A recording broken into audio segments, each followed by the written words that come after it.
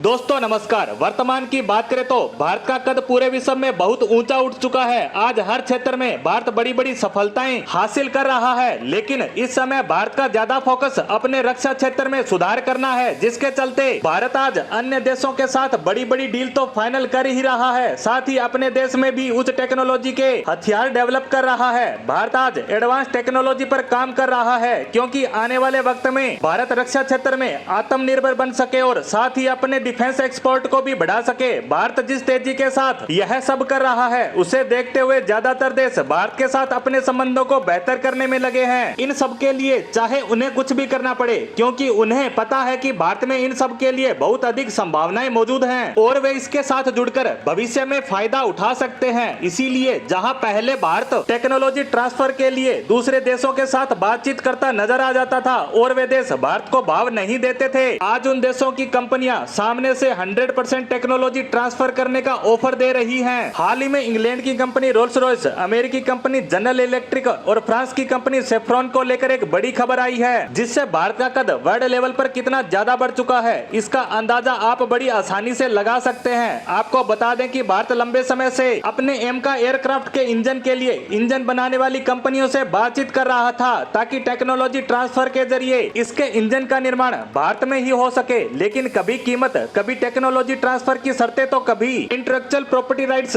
पर इन देशों की सहमति नहीं बन पा रही थी। लेकिन इंग्लैंड में सरकार परिवर्तन होने के बाद रोल्स रॉयस ने टेक्नोलॉजी ट्रांसफर और मिलकर भारत में इंजन निर्माण का प्रस्ताव क्या रखा। अमेरिकी कंपनी जनरल इलेक्ट्रिक ने भी अपने इंजन F414 का ऑफर दे डाला और यह डील पीएम मोदी के अमेरिकी दौरे के दौरान फाइनल भी हो गई, क्योंकि जनरल इलेक्ट्रिक ने भारत को उसके एम का विमान के निर्माण में सहयोग करने का ऑफर तक दे डाला। लेकिन उसके बाद से ही बाकी के देशों को डर लगने लगा है कि आने वाले समय में भारत से लड़ाकू विमान से संबंधित किसी भी डील से वे पिछड़ न जाए, क्योंकि भारत को आने वाले समय में अपनी जरूरतों को पूरा करने के लिए बड़े लेवल पर लड़ाकू विमानों की आवश्यकता तो होगी ही, साथ ही वह भविष्य का एनर्जी लीडर भी बनता नजर आ रहा है। साथ ही भारत की अर्थव्यवस्था भी बड़ी तेजी से ग्रो कर रही है, जिससे साफ है कि भारत का डिफेंस सेक्टर भी भविष्य में और ज्यादा एडवांस होगा। ऐसे में अगर सिर्फ अमेरिका ही उसके साथ ऐसी डील करता है तो उसे काफी बड़ा फायदा होगा। इसीलिए जहां पहले फ्रांस की कंपनी सेफ्रॉन टेक्नोलॉजी ट्रांसफर के साथ आईपीआर देने में आनाकानी कर रही थी, वही कंपनी अब 100% ट्रांसफर ऑफ टेक्नोलॉजी के साथ ही अति महत्वपूर्ण मुद्दों पर भी सहमति दे रही है। यानी सेफ्रॉन भी नई टेक्नोलॉजी वाला इंजन भारत को दे सकता है। यही ऑफर पहले इंग्लैंड की कंपनी रोल्स रॉयस भारत को दे चुकी है। उसने तो यहाँ तक कह दिया कि अगर भविष्य में भारत इस इंजन को एक्सपोर्ट भी करना चाहे तो वह इसे एक्सपोर्ट कर सकता है, उसे हमारी परमिशन लेने की आवश्यकता नहीं होगी। लेकिन फिलहाल भारत ने जनरल इलेक्ट्रिक से F414 की 80% टेक्नोलॉजी ट्रांसफर की डील फाइनल कर ली है। वहीं उसने यह भी कहा है कि भविष्य में 100% टेक्नोलॉजी और आईपीआर पाने के लिए उसकी कोशिशें जारी रहेगी, क्योंकि F414 इंजन वर्तमान के तेजस और मार्क 2 लड़ाकू विमानों के लिए होगा और हमें भविष्य में अपने लड़ाकू विमानों के लिए नए इंजन की आवश्यकता होगी। इसीलिए जनरल इलेक्ट्रिक के बाद सेफ्रॉन और रोल्स रॉयस लाइन में लगी हैं। इसी कारण मैंने पोस्ट की शुरुआत में ही कहा था, यह आज का भारत है जिसके साथ बड़े बड़े देश और उनकी कंपनियां अपने संबंधों को मजबूत करना चाहती है। इसी के साथ हमारी आज की पोस्ट को यहीं समाप्त करते हैं। धन्यवाद।